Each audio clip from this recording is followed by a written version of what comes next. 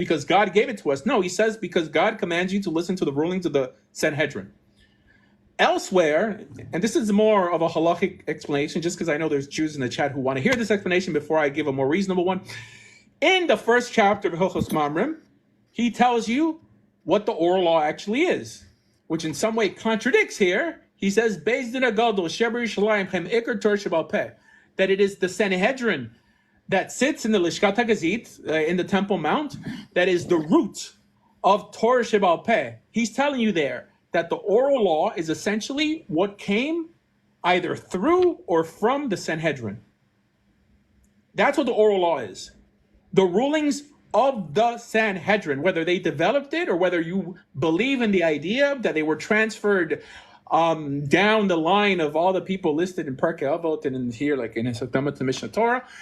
Regardless, that's why we keep the oral law.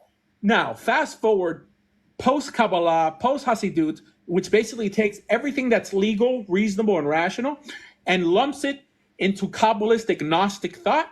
They'll say everything was given at Mount Sinai. The Zohar was given at Mount Sinai. The teachers of the teachings of their rabbis were given at Mount Sinai. And it's what I call the dumbification of Judaism. And this really, really occurred post-Shabtai Tzvi. I mean, it's really post the Zohar and post the Arizal, but specifically post-Shabtai Tzvi, where the Jewish world didn't really recover. This is why we have Karaite Jews nowadays. This is why you have Christians and other people saying that we worship the Talmud and the rabbis, because they fail to make this distinction. While the rabbis in the Talmud always made a distinction between oral law / rabbinic Jewish law, it's the same thing, and Torah law, Torah Sheba Peh, the written law. There's a huge distinction. If you don't make the distinction, and the rabbis in the Talmud knew this well, they would break the command of not being a Baal Tosif. In the Torah, it says, Lo Tosef Alav, don't add to this.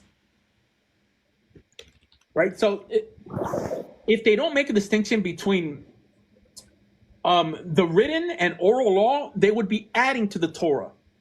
I mean, even that we have a principle of Safek Derabban Lehakel and Safek Deraita Lechumra, that if we have a question on something rabbinic, we're commanded to be lenient. If we have a question on something from the actual Torah, we're commanded to be strict, because they always made a distinction between the rabbinical / oral law, Jewish law, and Torah law. There's two. It's a huge distinction. One is man-made, essentially, right? Man-sanctioned, man-made.